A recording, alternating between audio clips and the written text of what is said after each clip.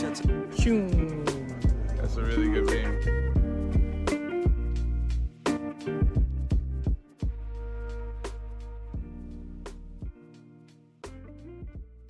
Deuce and Mo, Deuce and Mo, Deuce and Mo. They tell you what they know. Do it for Deuce and Mo, Deuce and Mo. Hey. Do it for Deuce and Mo. When it comes to the Kings, it's my favorite show. Do it for Deuce and Mo, Deuce and Mo. Hey. Do it for Deuce and Mo. When it comes to the Kings, big hopes and dreams as we cover our kings. Never cover the kingdom, but we loving our kings. And we covered your prayers as we doing our thing. Big Deuce with the par, Lil Mo on the screen. Solo or together, still do it for team. Never switch up for $1 or revenue stream. So we always got each other, balance out the beam. Deuce and Mo, and that's the end of the theme song. Do it for Deuce and Mo. We are live! Hey, do it for Deuce and Mo. When it comes to the Been Kings, live a that's my lot lately, and we are favorite live show. tonight on the second day of free agency. Why? There's not a lot of shit going down, but there's still stuff to talk about. How you doing tonight? What do you mean? There's a lot of shit that went down today. What up, Yeah. Deuce? What's up? He can't hear you, so Oh, he you can't? could continue your Sorry. conversation with I just want to be rude. He's talking. Yeah, no, for sure. He said he's rude for us, but what about Sacramento? Let's go, Kings. Not a lot in Kingsland today. Just some rumors. We got some rumors. You love rumors. I'm sick of rumors starting. I'm No. tired of being followed. Rumor has it. Rumor has Rumor it. has it. Ooh, I can't do that one. Yeah, but like, here's the thing. Here's the thing. I just love NBA free agency. So like, seeing some of the moves that went down today, I still had fun. And we're going to talk about those. We'll talk about what happened with Paul George, what the Sixers have done. Klay goes to Dallas. See you later. What Yeah. were you thinking? What? No. You had this look on your face like you're about to say something. Really? Yeah, like, huh. I was my brain was processing, and maybe this is I don't know. Maybe the reason why like I get like this is because I'm like, I'll believe it when I see it. I feel like that's a lot of people out there. No, because there's a lot of people that like also complain, and there's a lot of like I see. Is it snow? And I'm like, well, what makes you believe that anything's gonna happen? Like you haven't seen it before. I mean, we saw Malik Monk. That was It was big. a couple years ago, Malik Monk, Kevin Herter. Kevin Herter was in a trade. Yeah. No, for sure. And Months before obviously that's a bonus. And then, you know what? Sometimes you need a break. When you're so busy, you need a couple years to try to just chill, right? I guess, and I don't even mean to be rude or like be petty and weird when I say it like that. I enjoyed a lot of the rumors that came out today, but I also don't get my hopes up now. Yeah, I don't know. that's fair. I would not get your hopes up because when it's out there, you wonder, okay, but what's not out there? I know we're going to talk about that. Before I actually start the podcast, we're going to take the audio and post this later too. Okay. Before the show, I was using this artificial intelligence app. I mean, AI is going to end us anyway, so you might as well have fun with it. Are obsessed with AI shit. You ask ChatGPT questions for anything you need help with. You are now instead of having me write parodies and songs, you're using a computer. Yeah, so I used to there's be this an app artist. called Suno. So I gave it a couple of prompts. This one looks like it's a dramatic Broadway musical about the Kings finding a star. Let's see. Let me get your thoughts on this one, okay?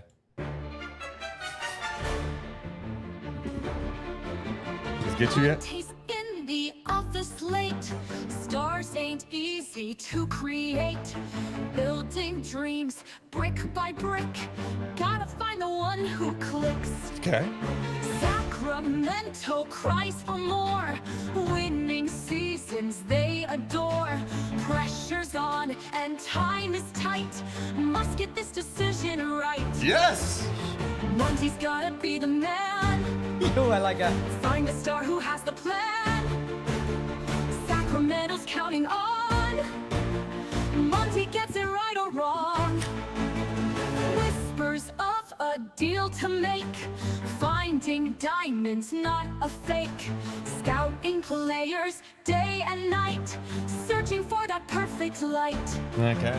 Oh, the pressure, it is wait, yeah. mounting. This is what I was waiting Every for. move, Monty's counting.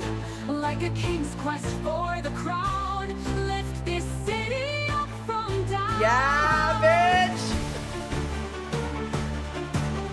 Draft night comes, it's now or never. Gotta show the Got it. best. I get that. Oh, yeah. yeah. Like it definitely could have a stronger chorus. Okay. Or, you know, or That's what the was one that, thing I've the noticed. The bridge? chorus is not great in some of these, okay? Yeah. No offense, artificial intelligence. Remember, I support you. She doesn't. I bow down to you. I will work for you. What do you want me He to do? worships you. I did want an 80s ballad style one. I don't know if you want to hear that. Do you want to hear A an little- 80s ballad? little, Just a a little. We little. don't do the whole thing. We're just having fun. Okay. Under the neon glow, in the Sacramento night, searching for a spark to make our future bright. Hell yeah! Monty feels the weight Get to the chorus. of the hopeful crowd It's coming. in the heart of the city. Dreams scream out loud. Find the star, Monty, shine through the dark. I like this one better than the. No, it's stupid. Here's I'm the not thing. on That one. sounded more like a musical. The other one was like a boring part of the musical where you're like, boo. Yeah. Okay, how about one more? This is it. One more. Okay, what's this the- is this is like I said like a pop song. Okay. This is a pop song. I forget which one this one is.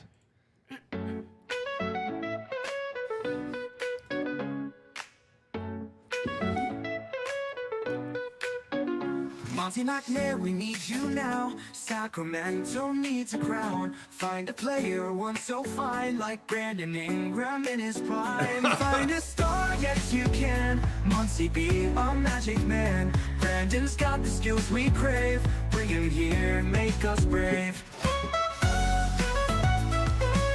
We're not even at the chorus yet. Oh, God. One more. We'll hit the chorus and then we're done. Okay. Draft and trade, do what you must. In Monty McNair we trust. Sacramento lights will gleam with a player like our dream. Find a star, yes you can. That was the star. Monty be a magic chorus. man. Yeah. Brandon's Got the skills we crave. Bring him here, make us brave. They all suck. I'm sorry. Whoa. I'm out. On all of them? Yeah. I could make up a better musical. Can't wait. It'll take you a week. That took 27 seconds. It won't take that. It wouldn't take me 27 seconds. It would take me about 30 minutes. Yeah. The 80s song was the best. Okay. They aren't bad. None of them. Okay. All right. None of them. Pretty bad, says Steven. Yeah. There's nothing like the actual musicians here, like Morgan, right? Thank you. Like, give me my cred. Before we get started, too, poll question tonight. Yeah. The poll question for tonight: who will the Kings land? Brandon Ingram, a new name, Lauri Markkanen, Kyle Kuzma, or nobody? Run it back.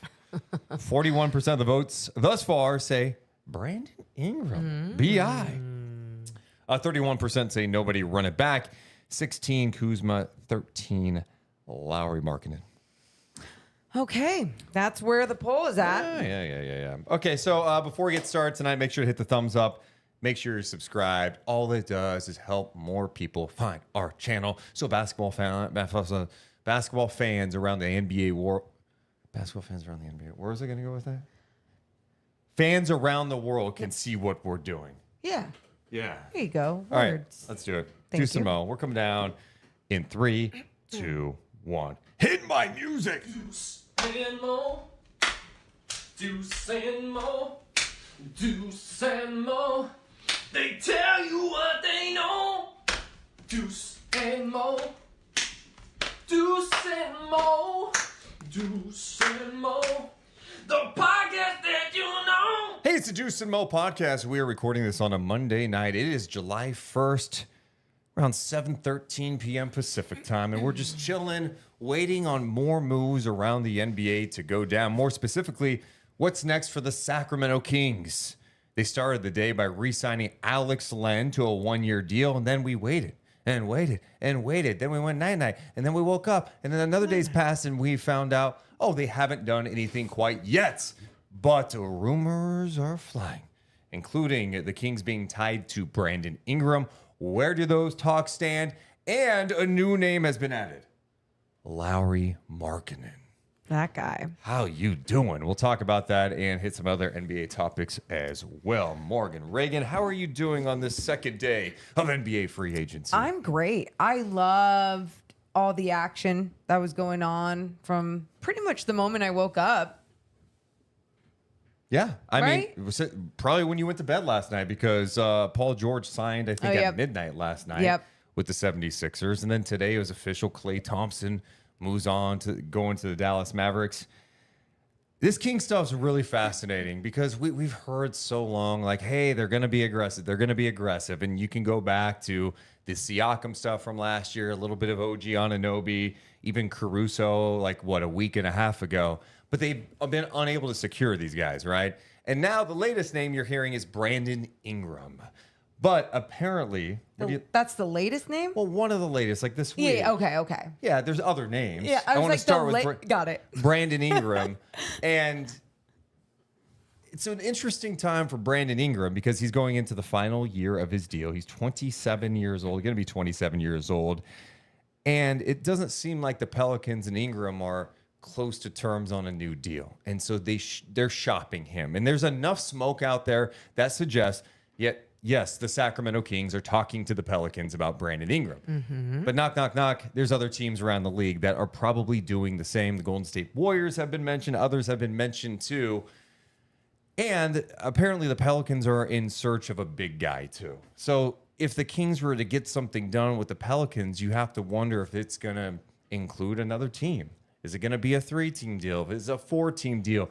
Once those deals expand, they're harder to execute. And it can fall apart too, right? It only takes one side. Like, you know what? I'm out. I don't want to do this anymore. Mm-hmm. I don't know if this is going to happen, but how are you feeling about the Brandon Ingram talk at this point? Well, the talk or him just as a player in the fit? Okay. Well, the talk... I don't know. Not very confident. I haven't felt... I'm going to just be real. I haven't felt very optimistic.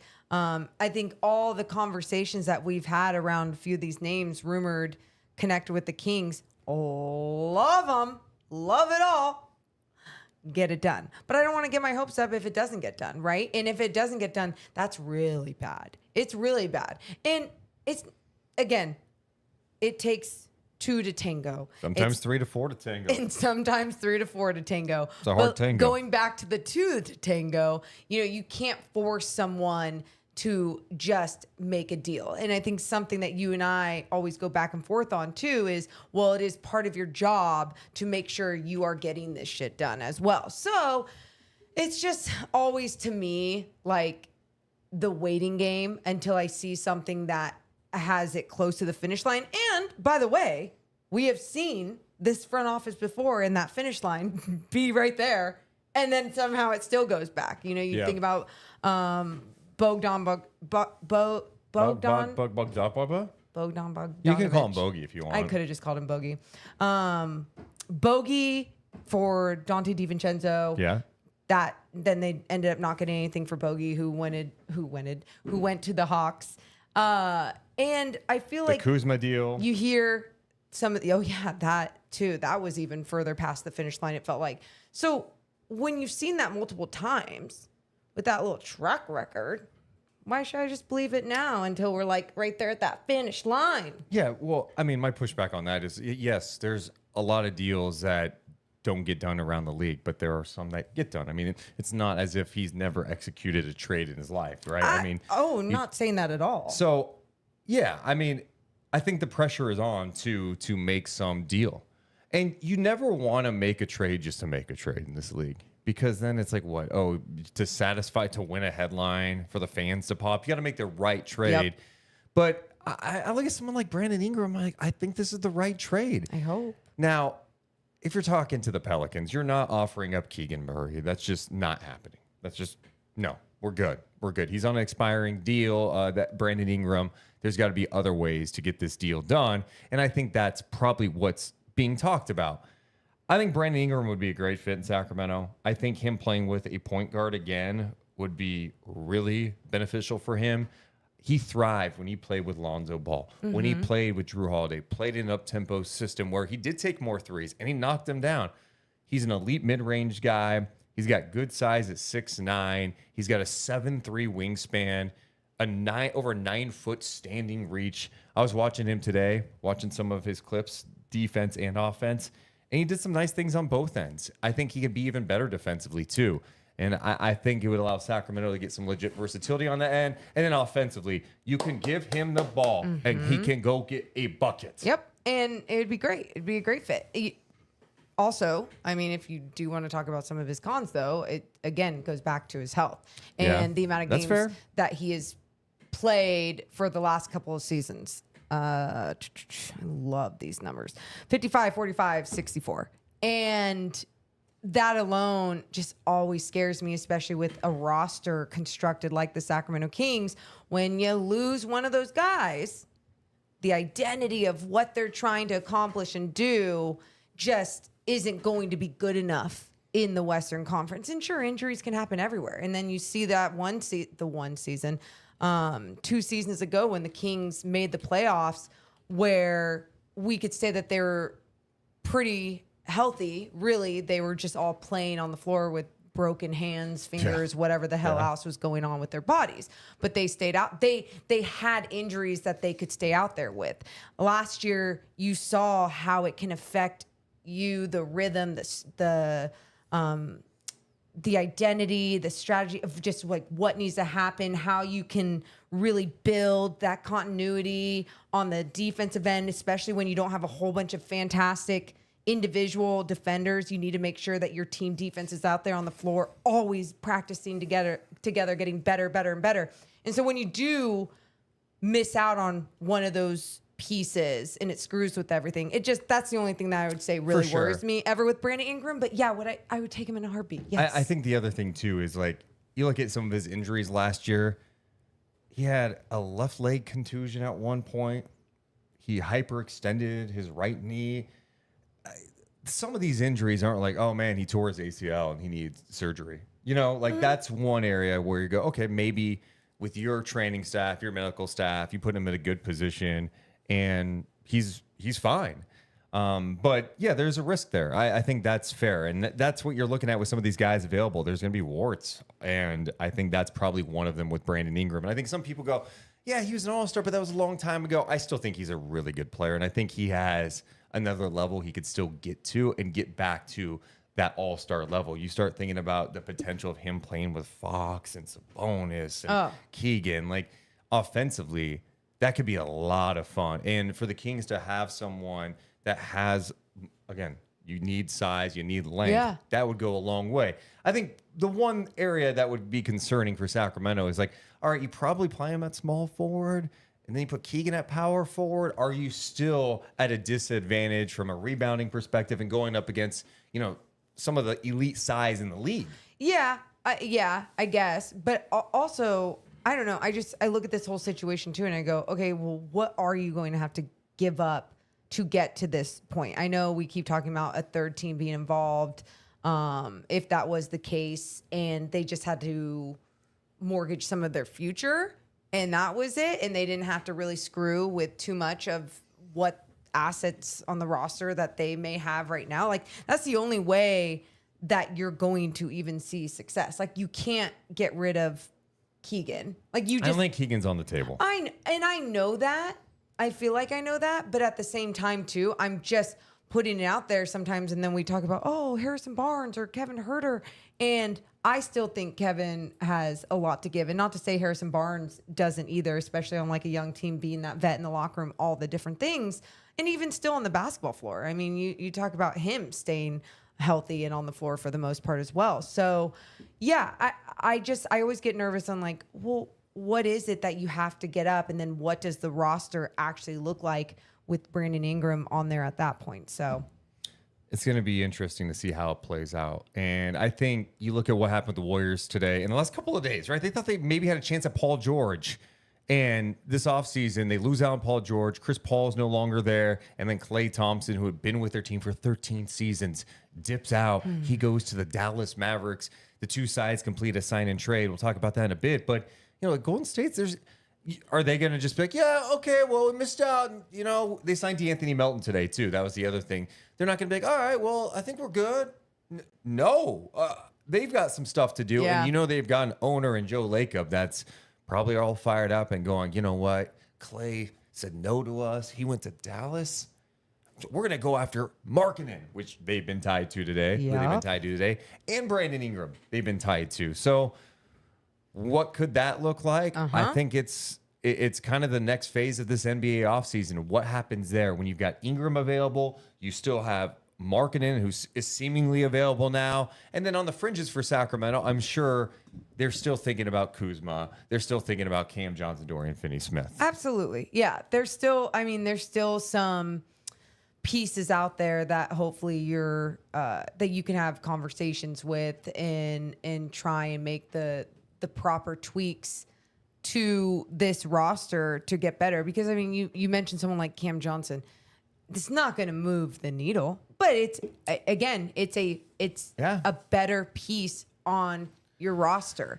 And I think that's something that over the years, especially with this organization, you always see them like kind of picking up the scraps. And you got to make sure that you are doing so much more than that, especially in this very competitive Western Conference. And they still have their mid-level that they can use, over $12 million. They could use that in free agency or in a trade. So there's some options there, but you got to be able to close something this summer, especially with you look at where the West is. OKC got better again. Hartenstein's going there. That was the other thing that happened overnight. That's a big-time pickup for them after getting Alex Caruso, and that team's just going to get better. Minnesota, they have been tied to Lauri Markkanen too. Dude, I don't even know how they would do that. Yeah. Well, but even for the Kings, well, I can if we can move on to. Yeah, let's talk about Markkanen for a second, because the first people that brought it up today, Damian Barling, D'Lo, and KC, and James Ham, they were talking about this today on ESPN 1320 in Sacramento. And then Jake Fisher put something out. Ooh. He said, in addition to Golden State, Sacramento and San Antonio have been two other teams characterized by league figures with knowledge of the situation as strong possible suitors for Markkanen at this point.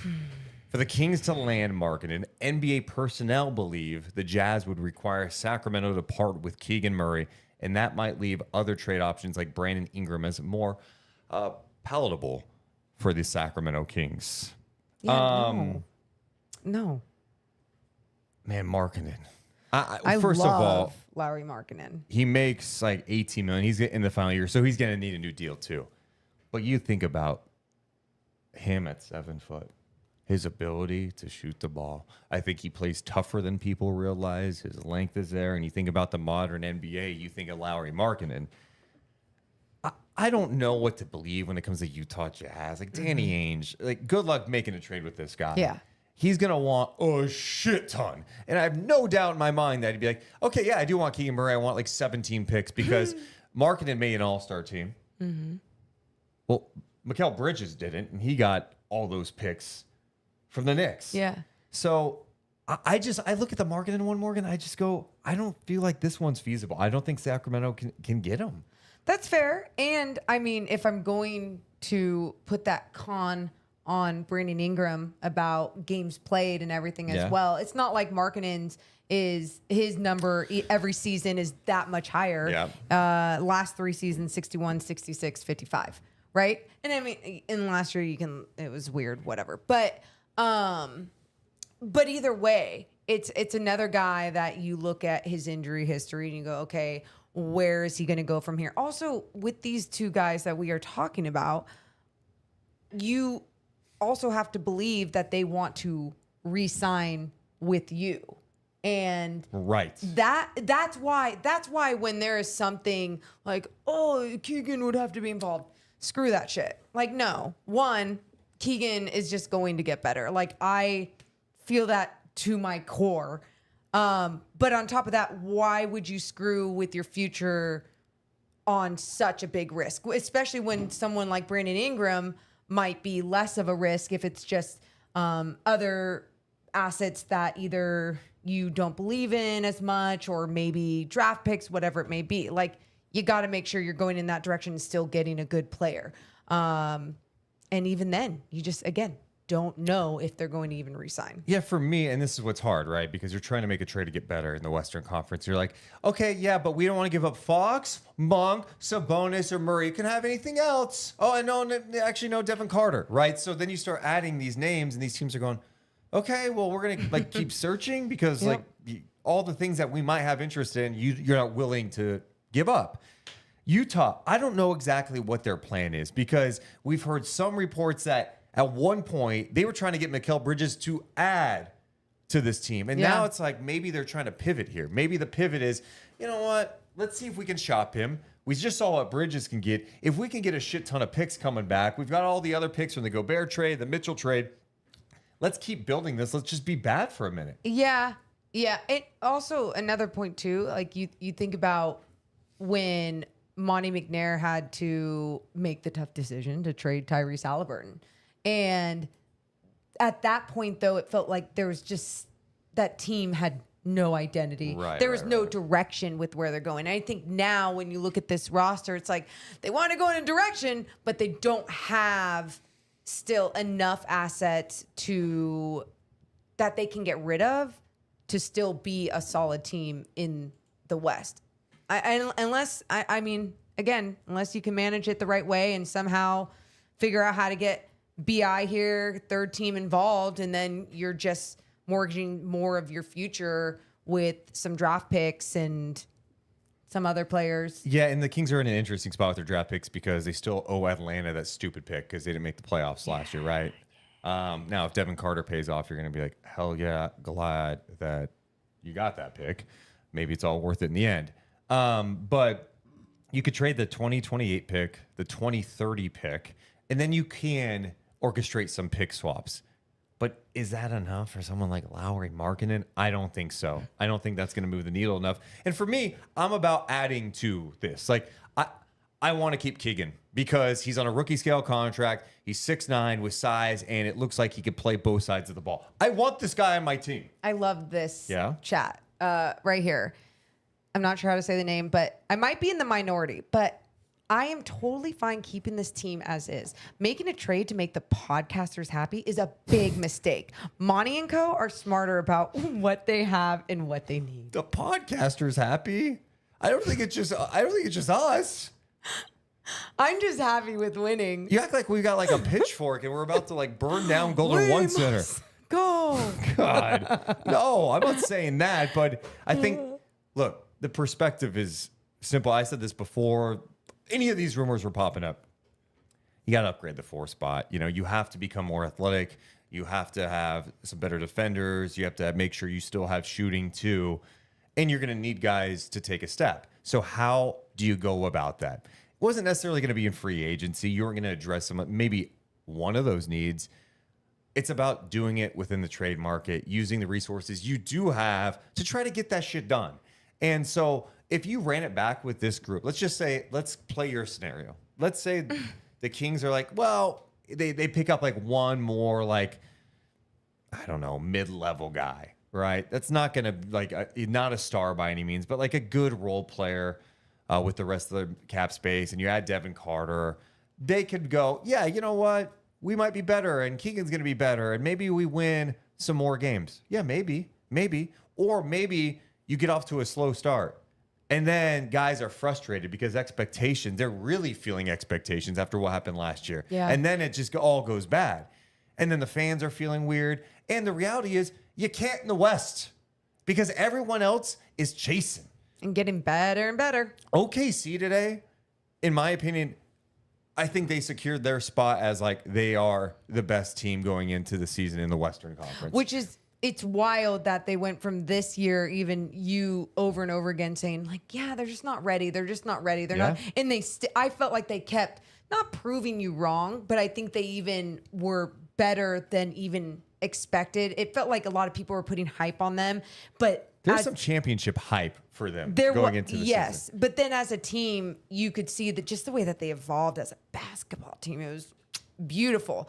And the fact that they're going to be a year older with that type of experience, and you're adding someone, Hartenstein, my God. Yep.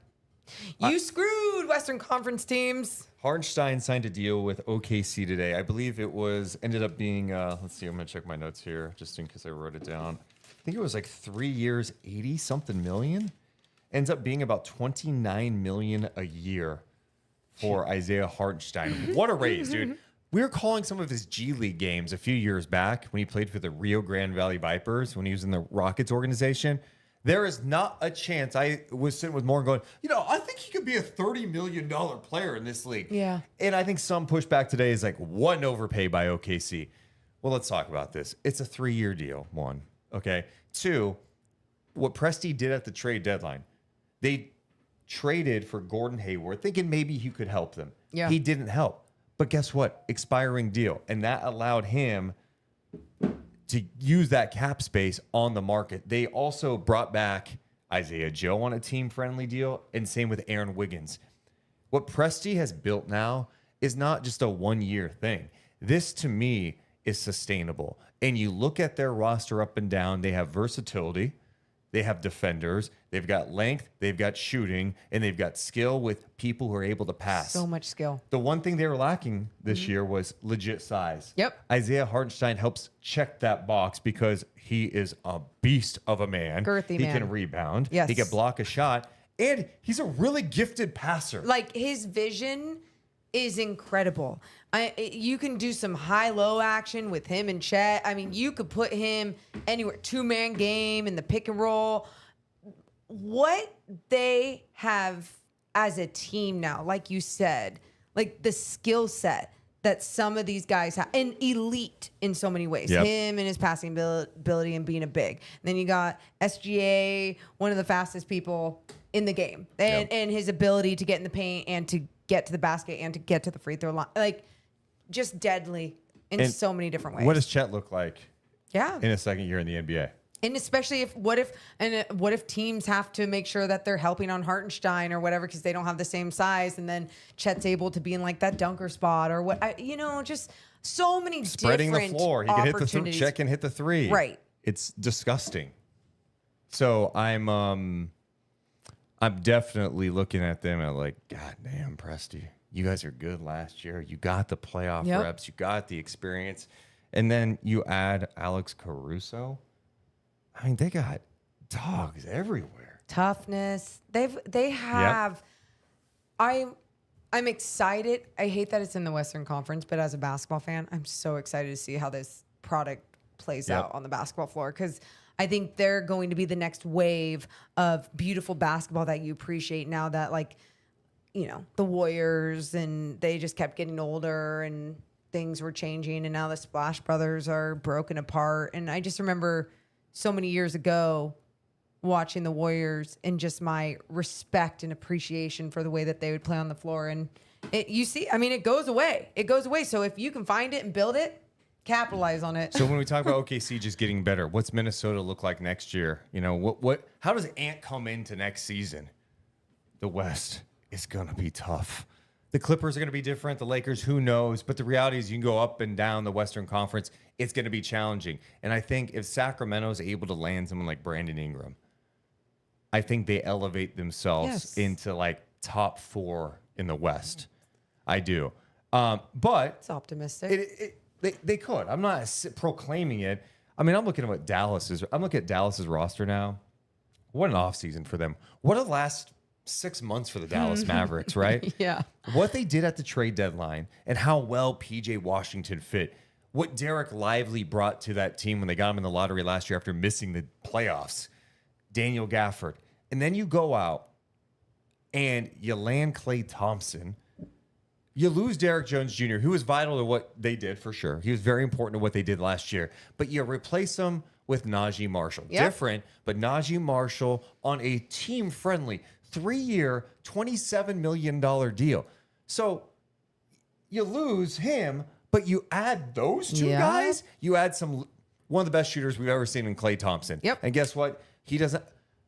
Kyrie and Luka are going to be drawing the attention. Klay's going to be catching and shooting. Klay's going to have like this different level.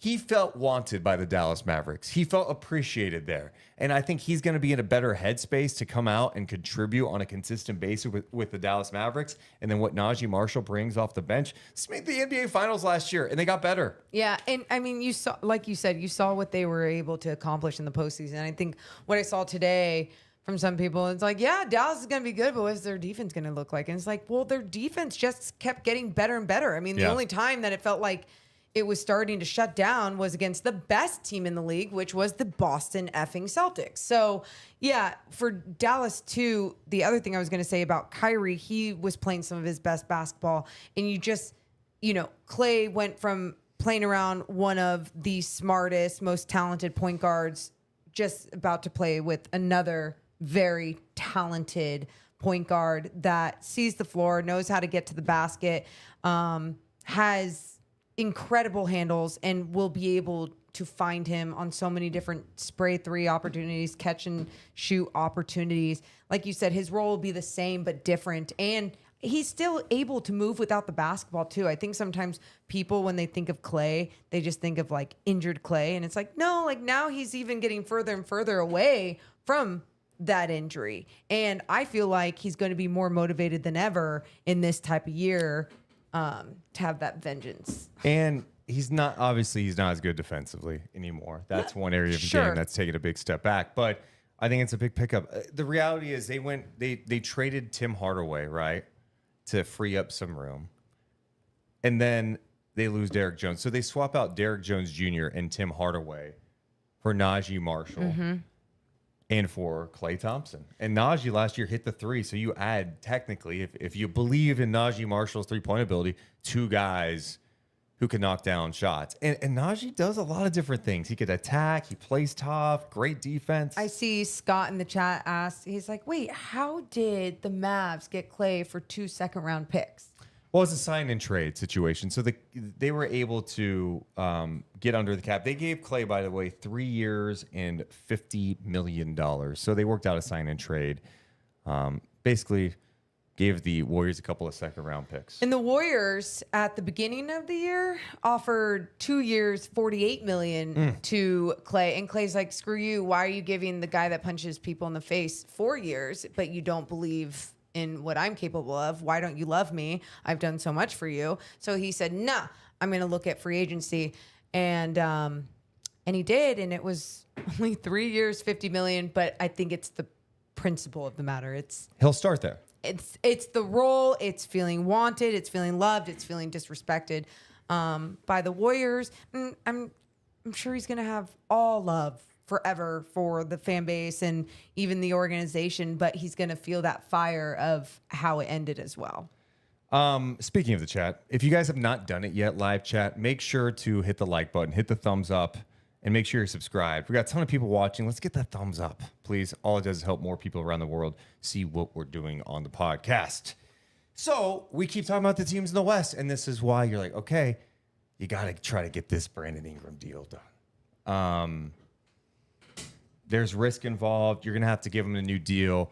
I think one idea that Dave in our Discord brought up was like, Dave, can you find a way, if you got Brandon Ingram, to convince him and Fox to take less money to stay? Because this is where it gets a little creative, because you're going to have to give potentially Fox and Ingram extensions, and Sabonis makes 40. So I believe it was Dave who said his idea would be to ask Fox and Ingram to take the same amount as Sabonis. Take the same amount, and then makes life a little bit easier for Sacramento. I think at the end of the day, De'Aaron loves basketball, but I think at the end of the day, he's like, it's a biz. But they like to win It's too, a man. business. Also in the chat, they bring up, I totally forgot about Quentin Grimes came back in that deal from the Pistons. He goes to the Mavericks too. So they had Quentin Grimes too. So yeah, I love what Dallas did for sure. But anyway, I want the Ingram thing to happen so bad. I know, man. but don't, because you're just going to hurt when it doesn't and if it doesn't. And it makes me nervous as more and more time passes. I like sometimes not hearing anything because sometimes that's usually when something happens. Sure. But the only reason why I mention as time passes, I just feel like conversations, whether they slow down or they're like, no, maybe I can get more for this, or no, I still have time, so I'm just going to wait. And I just don't want people to wait. And then people get desperate at the last second and then do some other deal. Yeah, It's dude. all the things. And that's why, part of being a GM is being a salesperson. Got to close the deal. Well, and you have to imagine, I mean, ideally, you have some other options. It's not like, hey, Brandon Ingram or bust. And if you bust, you're done. You have to think you're still focused on Kyle Kuzma. Okay, do we go back to that and figure out a way to get him, a Cam Johnson? There's still options out there. I just think it's going to be on the trade market. And then here's my next question, because like obviously Brandon Ingram, we feel like the most Markkanen would move the needle for this team in the West. But knowing that Ingram moves the needle too. Hold on. I'm going down the line. Markkanen first. Brandon Ingram next. Needle still movable.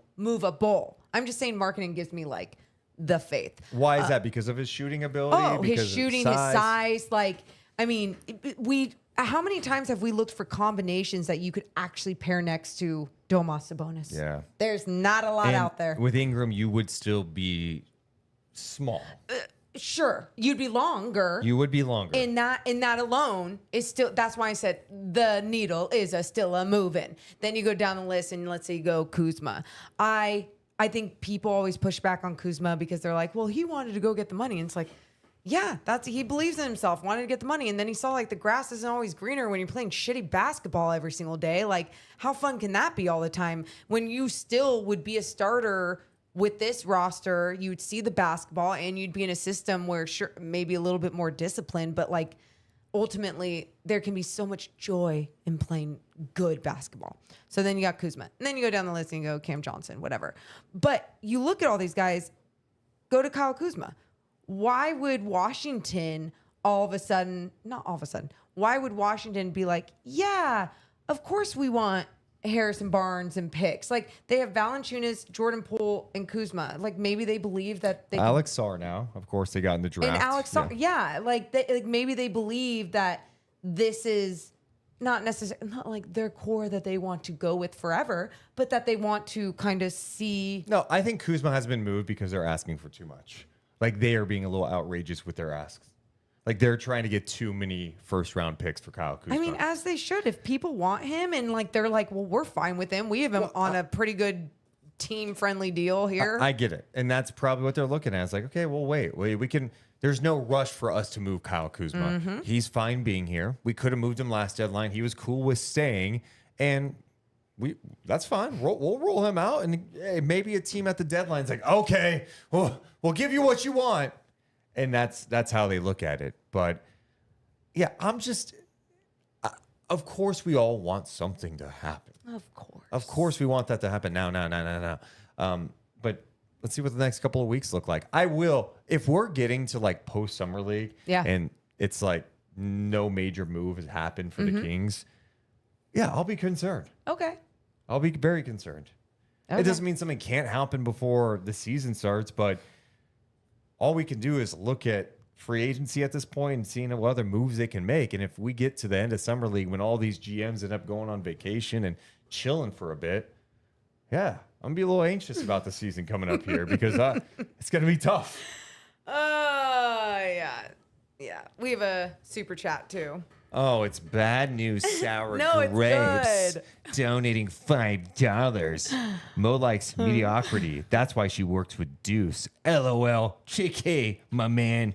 Great podcast as usual. Thank you, bad news, sour grapes. He said it like, he definitely wrote it like that. He was laughing.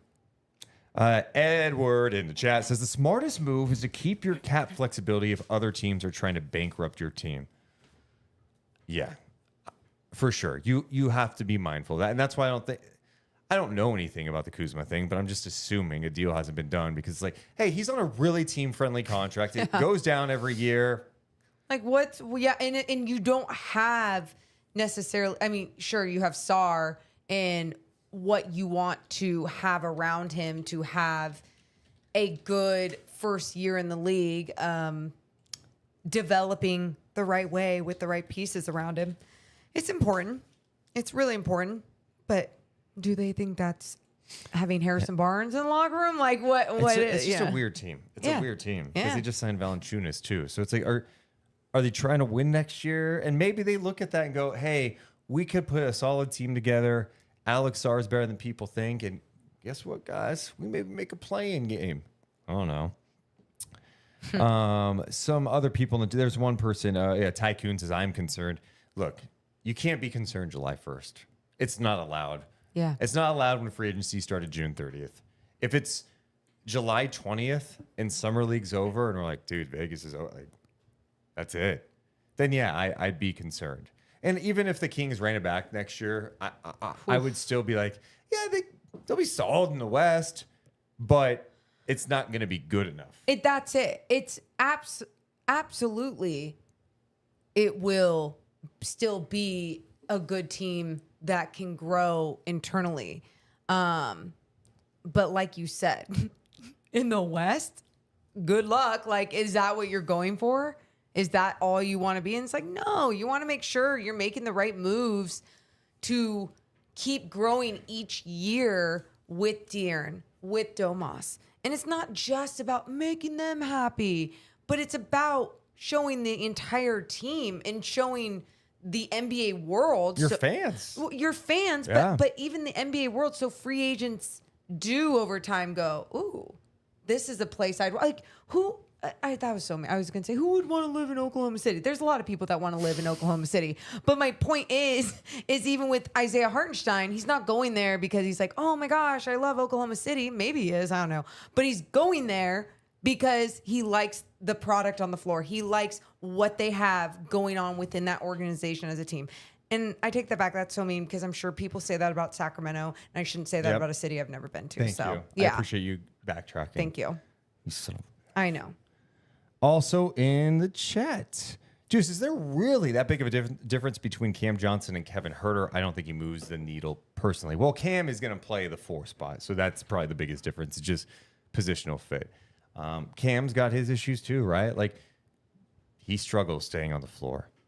Good shooter, good size, has moments defensively where he utilizes that size and strength in a positive way.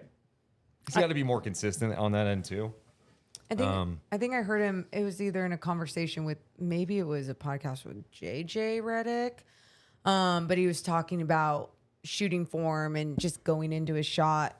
And I forget if it was from his inside foot to his outside foot that was circling back to square him up to bat. They were talking about just going deep into mechanics, and it was beautiful listening to them talk about pure shooting, and it made me fall in love with him and his love for shooting and his love for the game. So but I agree, it doesn't mean that it's like, oh, it's moving the needle totally, but you got to make sure that you are upgrading your roster in every way possible. And that's why I feel like running it back, it's not to make a tweak to make people happy, it's to make a tweak because you got to take that chance on something. And last year, their tweaks, they thought were going to turn out to be something different. They thought Chris Duarte was going to have a bigger impact.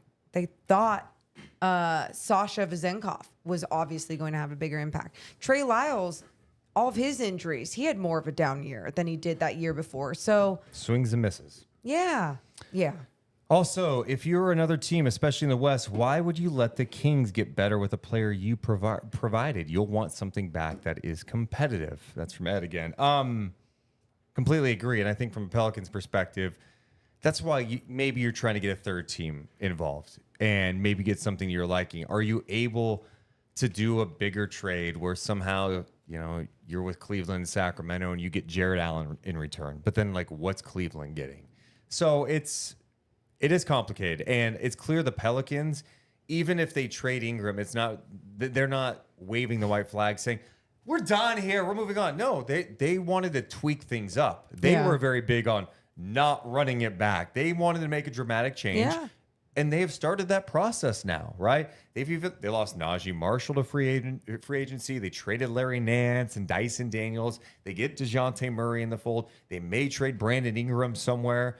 So it's going to be a dramatic change for this team going into next year. I have a lot of faith in the Kings front office. And I think this is a great point in the chat. Someone says, this all becomes easy if Ainge isn't the GM of the Jazz. And it's like, yeah, that's sometimes my thing is when I think about some of these other GMs, whether it's because of the amount of time that they've been around the game and in the league and then in these positions where it's different. It is not apples for apples with every team that you are trying to work with to make the right deal. So in the chat, JC was letting me know that for the record, Deuce used to always call the people of Oklahoma City Hicks on the radio. Did you really? What a dick. I used to do this joke, and I've thought about this before about Oklahoma City. I'm like, yeah, they just like, they've got like Mountain Dew coming out of their faucets. I do kind of remember this. I don't know oh why. My God. It was stupid. What an immature asshole. I was young. I was young. I was stupid, man. So dumb. It's pretty funny because, you know, when people do diss on Sacramento a little bit, and I'm just like, you haven't seen it all. Like, you don't even know about our trees. Like, have you taken a scooter down East Street and just through downtown and seen all the beautiful trees? Whoa, the lights. The light just changed. It was like, Sacramento's the best. The Weird. answer is no. Like, you got to see it all. So that's why it's hard. Can't shit on other cities unless you've seen them. We got to talk about the moves the Sixers made, by the way. They made a few moves. Yeah. They started the offseason with like 2 players under contract. They get a new deal with Tyrese Maxey. They land Paul George in free agency. They re-sign Kelly Oubre. Eric Gordon goes there, and Andre Drummond. Yeah. Damn, that's a quick change. Looking at that team, and they're still incomplete too, and they obviously drafted some players, Jared McCain being one of them from Sacramento. But man, you look at them in the East, like that could be pretty good. I mean, that trio of Maxey, Embiid, and George, and then the pushback immediately. And I feel like that's what we say a lot with players in the league. But with the Sixers, you're going, yeah, that trio would be good. But how many games will Maxey, George, and Embiid play together next year? Yep. And that's all we're going to be watching, because that was the thing with the Clippers. Paul George was there, or Kawhi. They were both gone, and then they never had chemistry. Oh, but when they played together, they won. Yeah. Is Embiid going to stay on the floor? No one's betting on that. Yeah. I want to see it. I want to see this team healthy and compete in the East because it would be more compelling. But the odds are Joel Embiid's not going to be able to stay healthy and on the floor. And the good news is at least your backup in Andre Drummond has been healthy the last 2 seasons, playing many more games than he was a couple years back. And that's great if Embiid has to miss a couple of games here or there. You got to rest him. It's great, right? You're not winning shit with Andre Drummond in a playoff series. 100%. And that's kind of where I was going to next too. It's like, oh great, like you have a backup, but it's not. Joel Embiid is a game effing changer when he is healthy. And not to say Paul George and Maxey can't do a lot out there. Maybe Kelly Oubre has a pretty good year, you know, whatever it may be. In the East too now. And you're seeing teams like New York. I know they lose Hartenstein, but you're still seeing dogs all over the place. And how about what the Celtics did today? Jason Tatum gets the largest deal in NBA history. 5 years, $315 million. They also re-signed Derek White today. 4 years, $125. They got Holiday the extension. They got Porzingis done, last year when they traded for him. So that team is completely signed up and together. Oh, Jaylen Brown got paid last year. And I don't know if you saw this. What? Because you've been busy today. What? What did I miss? Whit Grossback, their owner, they're selling the team. I did see that. I did. They win a championship. They dole out all this money. They're like, all right, someone else paid for this shit. I'm out. I'm out. That's pretty crazy. I mean, that you think about, because now they're at their highest point, and good for Jason Tatum getting paid after winning a championship. You're at your highest point. You have the most leverage, all the things. Also, even with this organization, this franchise, that is already an iconic franchise, but then you just win a championship and you lock down some pretty strong pieces. Things are looking good over there. Yeah, the Celtics payroll has got to be. I didn't see the official number today, but God, there's got to be a Bobby Marks thing. One person said on social media today, the 25-26 Celtics, Yazzie Goslin's his name. The Celtics payroll and luxury tax total is set to exceed $400 million once they fill out the roster. So you got Tatum, who makes next year 54.1. Jaylen Brown, 53.1. Drew Holiday's making 32.4. Porzingis is at 30. Derek White at 28. And then it goes down from there. Pritchard's at 7.2. The 30th pick in the draft in 2020. Oh, that's 2025. Okay. I'm an idiot. I don't know why he tweeted out the 25-26 Celtics. I'm just reading this one like, At least you caught yourself. I did, but now I'm going to bring up Bobby Marks. There we This go. is something I should have probably done before the show, so we didn't have to do this. Oh, no. So, yeah. There we go. Largest contract in NBA history, Jason Tatum. Here are the numbers for Tatum. He goes 54 million, 58, jumps to 62, 67. The final year of his deal, he's going to be making $71.4 million. I just don't. What do you. And what if, you're injured that year or something? You're like, I'm just $70 million player. Oh, and knock on wood. I'm God. just saying it's pretty wild.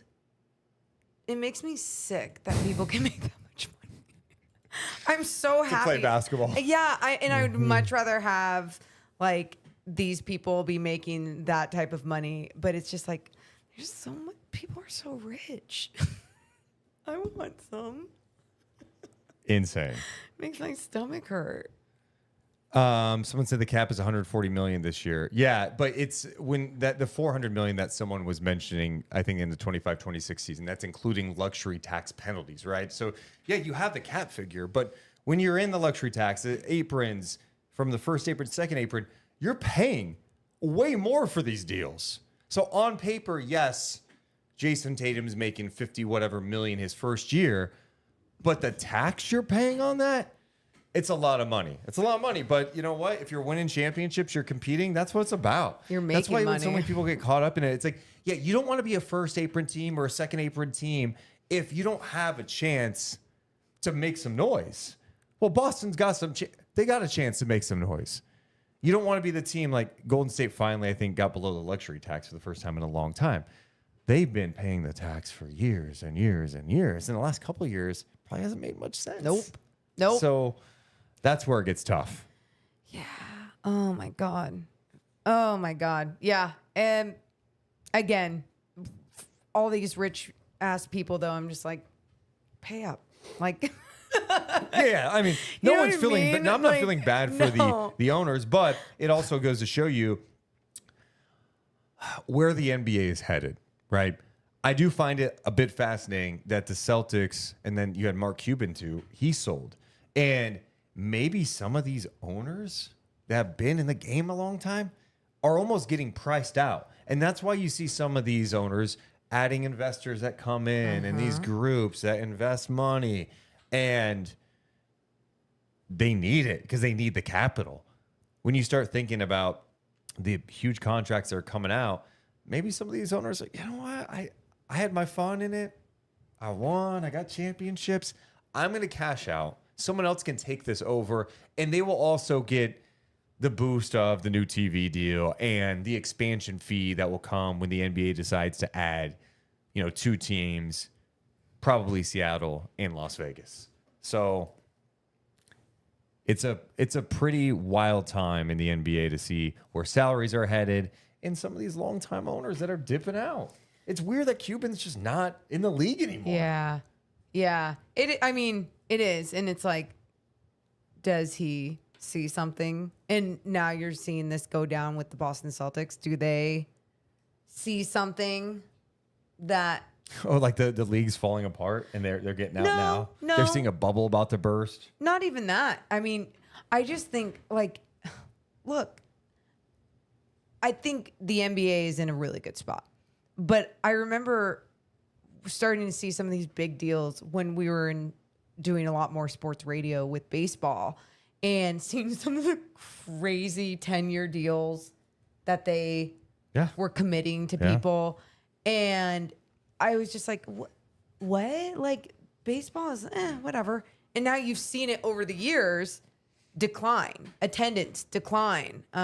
They've never done a good job of marketing star players or teams for that. They have so many regulations and rules when it comes to teams putting highlights out on social media and all these different stupid things, where the NBA is kind of like, make your content, do your thing. The more people seeing our product, even if it's not necessarily coming out of our mouths, I think it's that's good. part of the problem too, is there's actually fewer people watching the product, at least on the television side. They're consuming on social media and like all the illegal streaming sites, because the game, that's the thing these leagues have to figure out. You have to make your game easier to access, you know? And I think one way to do it is probably this new TV deal that they're going to have with NBC, where it's like, okay, NBC, you don't have to have cable. No one has cable anymore. Maybe some people have YouTube TV. Some people cancel that, or they don't want to pay for it. They don't want. Why? I mean, literally, if I could access like the games somewhere else besides YouTube, I wouldn't have YouTube TV. I don't watch anything but NBA on there. Yeah. And ESPN and TNT. So if I don't have to do that, And I won't. And because that's even with League Pass, it's, certain things are blacked out because you have to watch it locally. So that's why you have to have both, blah, blah, blah. I mean, yeah, it's interesting just where everything has gone. So got to figure it out. I have no idea how we got there. Oh, the Celtics, how expensive they are after their new deals today. The Sixers moves, we like them, but we'll see what that looks like in the East. Top 3 in the East? You're fine with Celtics, Knicks, Sixers, Bucks, Pacers? Yeah. Orlando added KCP.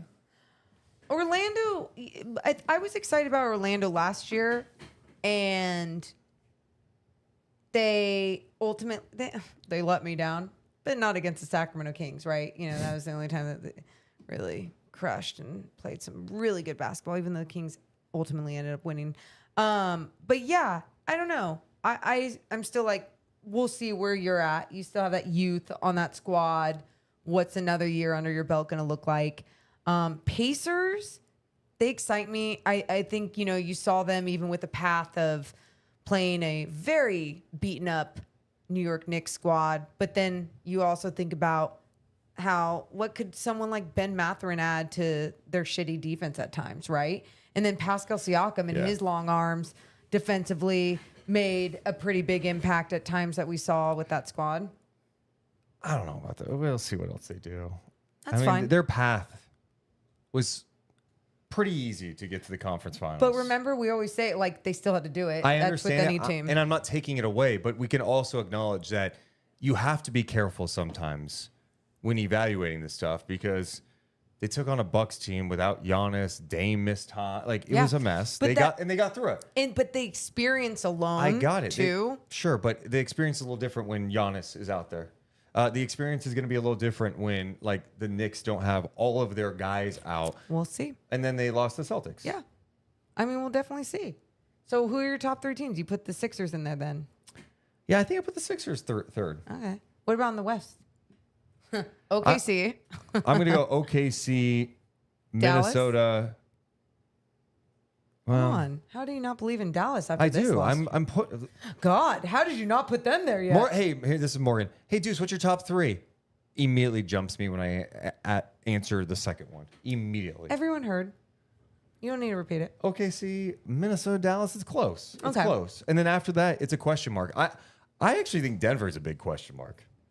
Losing KCP is a monster deal. Mm-hmm. And I know you could look at the stats and be like, what do you mean? KCP, how much hit points did he average? The guy hits threes. He is their point of attack defender. He is gone.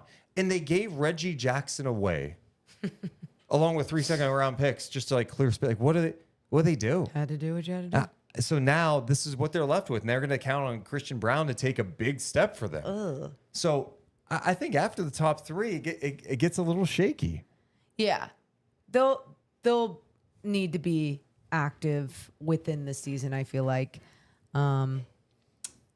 if they're going to see what they look like at the start of the season, I think it's going to be very eye-opening to what they need to change, what they lack, what they're missing.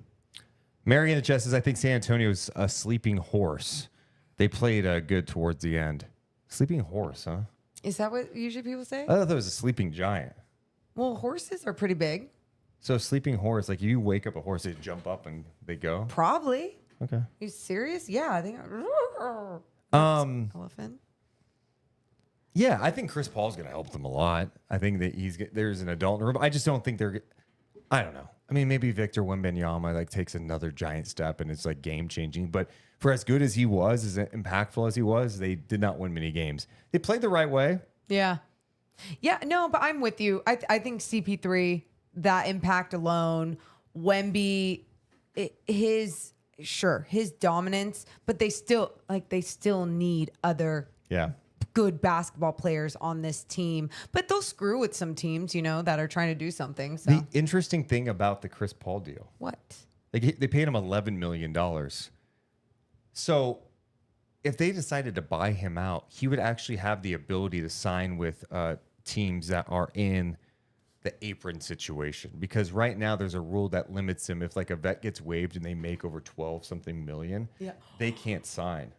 Is that why they did 11? That's what I think Keith Smith was putting out there. So many wrinkles to this new collective. By the way, good luck figuring out the collective bargaining agreement. Yeah.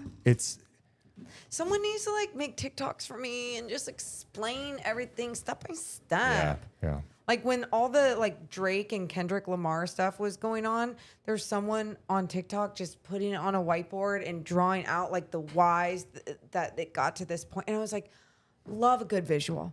Bobby Marks, let's get him on TikTok. What are we doing? He's an old man. He he was doing Instagram videos for a consistent. He was doing it for a while consistently, and I loved them. He's so good at talking, so good at explaining things. Yeah, we got to get him on TikTok.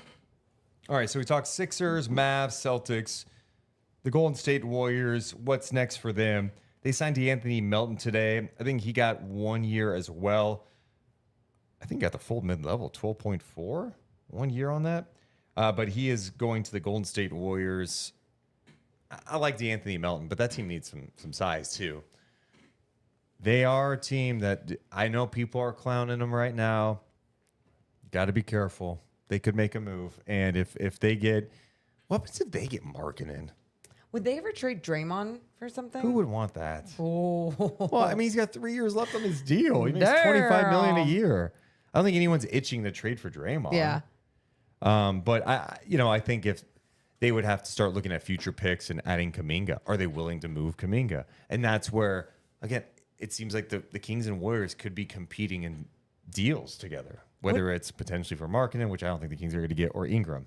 Andrew Wiggins. For who? For anybody? Yeah. How do you think the league looks at Andrew Wiggins? I think Andrew Wiggins has a terrible reputation in the league. Okay. Because for more times than not in his career, people have questioned his motivation, his love for the game. And when he was at his best was in that 22 playoffs against when they went to the NBA Finals to beat the Celtics. And he was at times legit their best player. Contract year. Got an extension and hasn't been the same. Now, he's also had some personal things going on. Mm-hmm. And maybe he just needs a change of scenery. No one's ever denied his talent. Mm-hmm. And when he's locked in, his defense, his ability to go dunk on somebody's head.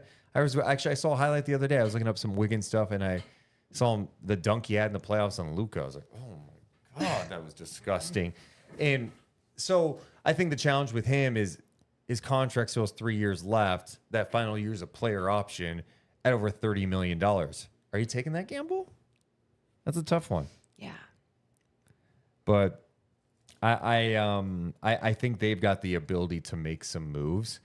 And so you just can't count them out yet. I just don't think the Warriors are going to just go, okay, well, we're just going to ride off the next few years with Steph. He'll just play with whoever we can get, whatever. D'Anthony Melton, Podziemski. Like, that's not – I'm not even saying they're going to be a championship contender after it. Sure. But that I don't think they're content with what they have at this moment. I mean, do you think Steph seems like such a nice guy? Do you think he's ever like going, "Yo, what are we doing?" Like, I've been loyal to you. Like, what are you doing for me? I don't know. Like, I've done so much for you. What are we doing? Morgan, the Golden State Warriors, their championship window should still be open to this day. And it goes to show you, if you make a couple of bad moves, it screws everything up. James Wiseman. They picked Wiseman number 2. Their owner, Joe Lacob, was telling the media after that he was like the next Joel Embiid. I saw a quote about him today. You want to? I'm gonna find this. Yeah. This Lacob quote is just like, oh, I mean, hindsight's 2020. I get it. You know, blah blah blah. I love that you know exactly like where you were at. This quote from Lacob is like, it's so absurd now. Okay. That it seems fake. That's how bad it is. And it's real. It's real. I'm gonna scroll down and find it. And what is it about though? It's about when they picked James Wiseman. Oh, okay. Well, you just think about someone like, okay. Joe Lacob on James Wiseman after the draft. Quote, he was my number 1 forever, basically. I just think he's a once in a decade kind of guy. Other than Embiid, I don't know that there's another center prospect that's come along in the last decade that you would put in the same category. Oh. And he was just waived by one of the worst The Pistons teams in the NBA. And look, you're gonna miss picks, but like, dude, you're coming out.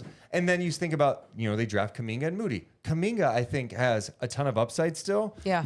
But like, and even Moody, I like Moody. I think he can have a long NBA career, a little inconsistent, but he can hit the 3. Yeah. He got good size.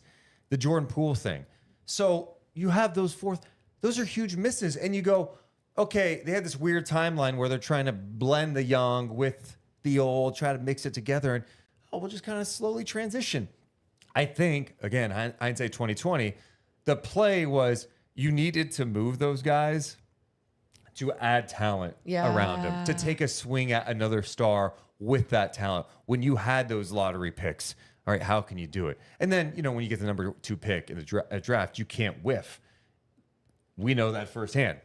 We know that. Marvin Bagley. Yeah. Huge whiff. When you whiff like that, those are franchise-altering mistakes. Yep. And although the Warriors still won a championship after that, and you can't take that away, their window should still be open had they made some of the right choices. And now they're in a point of maybe acting out of desperation where even if they make a move, is there any move out there for the Warriors to put themselves back in championship contention?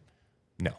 That's the answer. I think, no. like you said, when they were thinking about mixing the young with the vets and being like, "Ooh, this is the direction we need to go." Well, the young that they scouted wasn't good enough to mix with the iconic talent that they already had, and they needed to pair that talent, like you're saying, with pieces that were already established to still have that championship window. And honestly, you look at the internal development too that organization has, and doesn't have the best track record either. Yeah, and Jordan Poole, even if I know like Jordan Poole became a meme last year with with the Wizards. Yeah. But before that, he showed flashes of like having potential. And you traded him for like a season of Chris Paul. Chris Paul's not even on your team anymore. So it's just asset management, right? And I don't think they did a good job with that over the years, which could have extended their window longer. No one's feeling bad for them around the league. Okay. They had their time. They had their fun. Steph's still going to be entertaining. They're probably going to have some games where like, oh man, maybe they can do it. And they can make some noise in the West. But I think their reign as a championship contender, it's been out the window going back to 2 years ago when they played the Kings in the first round. So that's where the Warriors are at. But Yeah.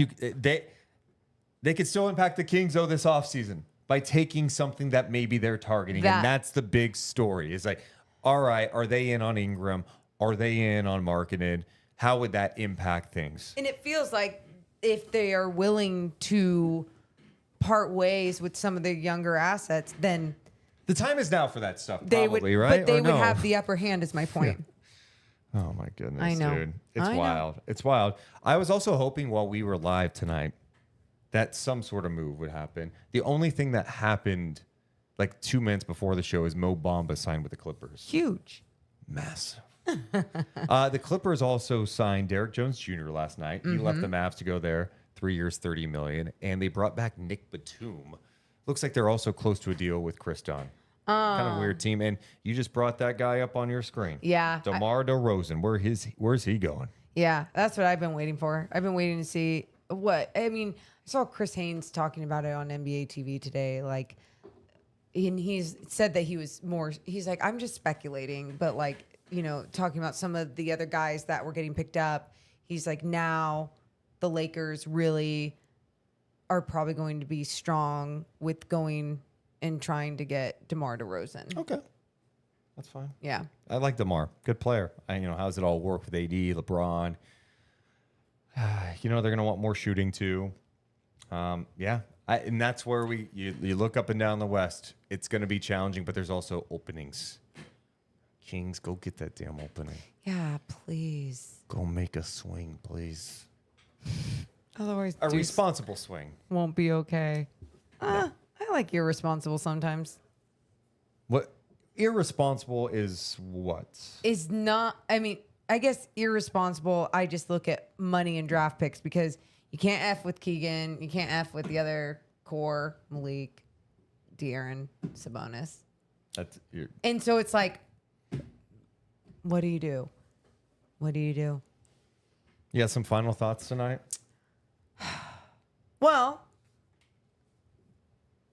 I was just going to say, well, we'll be back, obviously, if anything, like we said, if anything even big were to happen with the Kings right after we stop this stream, we'd come back on. So just know that we're back, that we will be back around, and also thank you guys for always being here. What? I do want to mention that too. We're headed into a holiday weekend. Oh, yeah. A huge day coming up on Saturday, Deuce Day. A day we celebrate the 6th of July, my birthday. So I know you guys all have that circled. Appreciate that. The point I'm going to make here. Yeah, what's the point? Because I know you guys already know that. My birthday's the 6th. It's a Everyone knows nationwide that. thing, worldwide thing. Yeah. If something breaks the 4th of July, Oh, yeah. you're outside with the kids, it's 112 in Sacramento, and you're lighting off fireworks, and you get an alert that says, the Kings Fireworks are going to be happening. We're going to go live. We're going to go live. 3rd of July, we'll go live. 2nd, 4th, 5th, 6th, 7th. It doesn't matter. If it happens, we will be here to talk about it. This is the time. This is the fun time in the league. We also got a super chat too from Mike. Thank you for the donation. What do you think about the Kings going after a backup center that can shoot threes as a plan B? Who's that? Yeah. Need some names, man. Yeah. And they just signed Alex Len. Re-signed. He used to shoot threes in Atlanta. Let it rip. Yeah. Alex Len.